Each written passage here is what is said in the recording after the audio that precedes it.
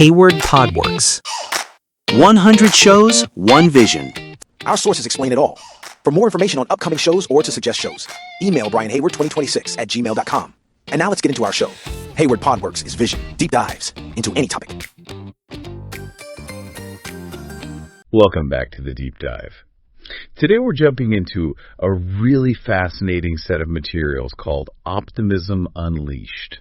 Yeah, and this isn't, your typical self-help stuff. This is about practical strategies, the psychology behind what it actually takes to build real financial success. That's right. And for you, the learner, our mission today is pretty straightforward. We want to pull out the core frameworks, the shortcuts, really, for building wealth. And building it quickly and safely. That's the key part. We're not getting bogged down in just theory here. Yeah, the sources start with this paradox. There's so much opportunity out there, but most people who say they want to be rich just aren't. And it suggests the block isn't usually external. It's an internal thing. Which brings us right to what the material calls the invisible barriers to wealth. Exactly. And the first one, the most corrosive one, isn't about skill or lack of opportunity. It's about having wrong or colluding beliefs. Okay, let's unpack that. Beliefs as magnets. If I want money, isn't that a positive belief? I mean, that should be enough, right? You'd think so, intellectually. But the subconscious is, it's different. It's wired to seek pleasure and avoid pain. Okay. So if you have two really strong opposing beliefs, like you want wealth, that's your positive magnet. Right. But maybe, deep down, you also carry this idea that money is the root of all evil deeds. That's a powerful negative magnet. So they they cancel each other out. The mind becomes, what do they say, neutral or confused as regular metal? Exactly. There's no clear unified charge. And this conflict, it leads to this subconscious avoidance that we try to rationalize. Like the story in the text about Mary visiting James's huge house. Yeah. That was really striking. It's a perfect example. Instead of being inspired, she gets stressed out. She's thinking, wow, that house would be so troublesome to clean. Which is, it's kind of relatable on one level, but it's also completely missing the point. Completely. Someone who can afford a house like that is not cleaning it themselves. Of course not. But her subconscious mind is creating this barrier. It's linking massive wealth with a massive burden just to justify why she shouldn't even try for it. Wow. So that one thought shuts down the ambition before it even starts. It does. And beyond that, the sources list a few other things that keep us stuck. A big one is just having unclear objectives. Right, the taxi driver analogy. Yeah, you can't just say, take me somewhere richer. You'll end up nowhere. Your brain needs a specific target. And the other big one seems to be putting responsibility on other people. Blaming things. Oh, that's huge. I don't have a degree, or the economy's bad. If you blame, you can't learn. And if you can't learn, you give up too easily. You fail, 30 centimeters before hitting the goal. It's all connected. The lack of responsibility means your determination was never that deep to begin with. So that's the perfect setup for our next section. How do we build that deep determination?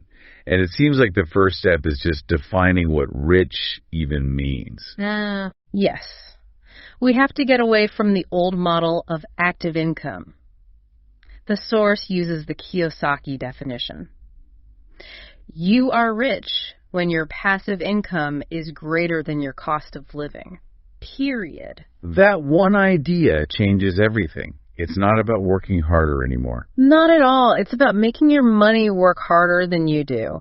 It's about building that money farm. So to map out that journey, they use Anthony Robbins' 6 stages of financial freedom. Let's maybe group these together. The first few are all about creating stability. Right. Stage 1 is financial protection. Just having, say, 2 to 24 months of your bare minimum expenses covered. Takes the panic away. It does. Then stage 2, financial security. That's where your investment income covers the absolute basics: housing, food, taxes. And stage 3, financial vitality, adds in some of the fun stuff. Exactly. Security plus things like education, holidays, a few luxuries. Then you get to the real freedom stages. Stage 4, financial independence. That's where your investments can cover your current lifestyle forever. Then stage 5, financial freedom, covers your desired lifestyle, the one you dream about. And the absolute peak is stage 6. Absolute financial freedom, the ability to do whatever we want, whenever we want, all of it powered by passive income. But getting to any of those stages, it takes real conviction, which brings us to the power of belief. Beliefs come from our experiences, what we read, what we hear, what we feel, and they can form incredibly fast. The story of Anto is almost scary. Yeah, where his friends kept telling him he looked pale as a joke. Right. And even though he knew they were kidding, his subconscious just absorbed it. He started to believe he was sick, and the next day, he actually was. It just shows how powerfully the mind can create our physical reality. And on the positive side, you have someone like Adam Koo. An amazing transformation. At age 12, he was labeled lazy, stupid, mildly retarded. I mean, just hopeless. That was his reality. It was. But then he learned NLP techniques. He built new beliefs about himself and his potential, and the change was just staggering. By 26, he was running businesses with a $20 million turnover. It really proves your starting point doesn't define your destination. Not at all. And this conviction, this belief, it even seems to affect what we call luck. You're talking about the UK lottery study. Yeah, they took 1,000 people, split them into a lucky group and a disadvantaged group based on their life experiences. And when they all bought lottery tickets, the winners were split almost evenly between both groups. Exactly. So just believing you're lucky seems to make you notice and grab onto opportunities when they show up. So what's the actionable tip here? Immediate course correction. A negative thought comes in, you immediately say cancel or nonsense to yourself, and you replace it. And you have to anchor it physically. You have to. You say the affirmation, no matter what happens, I am getting stronger, and you combine it with a strong posture or tensing your muscles. You build it into your body, not just your mind. Okay, so once that determination is there, we need clear, emotionally charged goals. The source is very clear. Activity is not productivity. Couldn't be clearer. And for goals to work, they need to follow 3 rules. First, use positive words. Because the subconscious doesn't really hear no. Right. If you say, I do not want to be poor, your brain just hears poor and focuses on that. You have to state what you do want. The second principle is being specific. And that seminar example was just perfect. Oh, it's brilliant. The speaker asks who wants to be richer. A bunch of people step forward and he gives every single one of them $1. And they were technically richer. Technically. But it proves the point. The subconscious needs a number. It needs a timeline. It needs something concrete to aim for. And the third rule is that the goals have to be written down. Writing them down activates what's called the reticular active system, or RAS. The brain's guidance system. It's like a missile guidance system.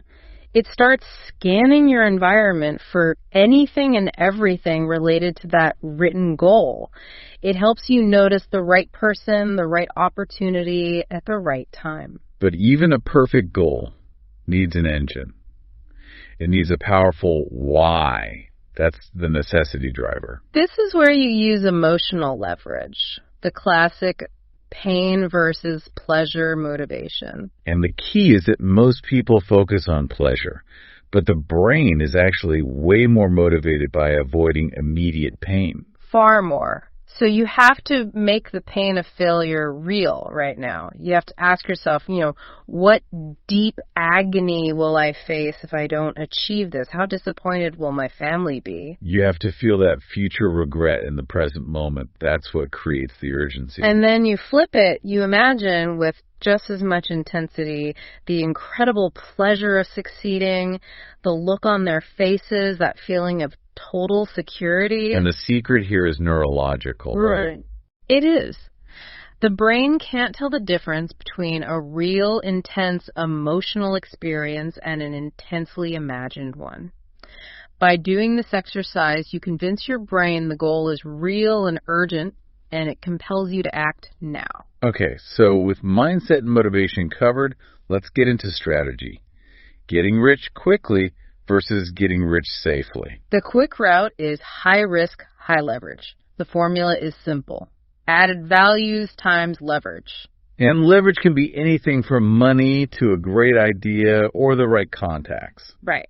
It's about multiplying your output without multiplying your own personal effort. The book uses that two salesman analogy to explain it. Salesman A has a standard product. Salesman B has the same product, but with a bonus. Buy 10, get 1 free. That's step 1, having added value. But that's useless if you don't do step 2, communicating it. And step 3 is crucial, targeting the right market. Don't try to sell a $2 million car to someone who can't pay their rent. Obvious, but so often overlooked. Then you have to communicate in significant amounts and keep the promotion appropriate. This all relies on writing trends. Yeah, trying to fight a trend is a losing battle. Like opening a videotape rental store today. You'd fail before you even open. You have to spot trends by looking at demographics, what's working overseas, things like that. So on the other side, we have the safer path, getting rich safely. This one starts with continuous learning. And the fastest way to learn is from the best. The source says spend 80% of your time studying the top people in your field. Mentors, books, seminars. This whole path is focused on building that money farm, that passive income stream. It takes patience. A lot of patience. And it's built on 3 core principles. The first one is delaying pleasure. The grown-up version of the marshmallow test. That's exactly what it is. The kids who could wait for the second marshmallow were more successful 30 years later. For adults, it means waiting until your passive income can pay for that new car. Or until you have 10 times the price of the luxury items saved up. Right. You buy assets first, liabilities much later. The second principle is asset allocation, and this is non-negotiable. Okay, let's break down the percentages. No matter your income, a minimum of 10% goes to safe investment. That money is sacred. You don't touch it, even if you have to borrow for an emergency. Okay. Then at least 20% goes to reserves for emergencies or to growth investments, which leaves a maximum of 70% for your actual spending. That discipline is the foundation. And what about the third principle, multiple streams of income? This one is so misunderstood. An MSI is not a second job. It's not you working from 6 p.m. to midnight. It has to make money without your personal, active involvement. It must. And the source gives a big warning here. Don't start too many things at once. You have to build a strong primary stream of income first. That's the tree trunk. Only then can you start growing the MSI branches. That makes sense. A weak trunk can't support any branches. They'll just fall off. So finally, we connect all this to our own personality, finding our natural path using Roger Hamilton's types. The idea is simple. You'll get wealthy faster and honestly more happily if you're not fighting your own nature. Let's run through a few of them. You've got the creator type, like a Steve Jobs, who loves making new things. And you can contrast that with the mechanical type, like Ray Kroc with McDonald's, who gets rich by perfecting a system that anyone can follow. Then there's the star type, who has a unique talent that's hard to copy: an athlete, an artist, Or the supporting type, like Jack Welch, who is a master at organizing resources and people behind a big idea. On the more financial side, you have the trader. The trader, like George Soros, loves the deal, loves short-term profit. Then you have the opposite, the accumulator. The Warren Buffett type. Yeah. Patient, analytical, buys and holds. Exactly. And the power here is that you can apply your type to any field. A doctor could be a star, a famous TV doctor, or a lord owning a whole chain of clinics, or a creator inventing a new surgical tool. So the takeaway isn't to change your profession, but to change your approach within that profession to match your strengths. And to focus on improving those strengths while you delegate your weaknesses to people for whom that's their strength. You don't have to be good at everything. Which brings our deep dive to a close. We've gone from conquering our own internal beliefs to defining success as passive income to fueling our goals with that powerful pain and pleasure driver. And finally, executing it all based on a strategy that feels natural to you. And the source material really boils it all down to one provocative thought. Which is? That finding a way to achieve what we want is as simple as finding a strong reason why these goals should be achieved. It all comes back to that internal motor. So we'll leave you with this to think about, to really build on what we've discussed today. What is that one single strongest reason for you? The pain you absolutely must avoid or the pleasure you absolutely must have that will force you to take disciplined action starting right now? What painful lesson from your past are you finally ready to use as fuel to make you stronger? Because the clarity of that one answer, that's what's going to determine the speed of your journey. Hayward Podworks. 100 shows, one vision. All right, this is Hayward Podworks, and that's today's episode. If this helped you, do me a favor, hit follow, leave a quick rating, and share it with one person who'd get value. Want the extras, links, and new drops? Check the show notes. Until next time, stay sharp, stay consistent, and keep building. Hayward Podworks. We'll talk soon.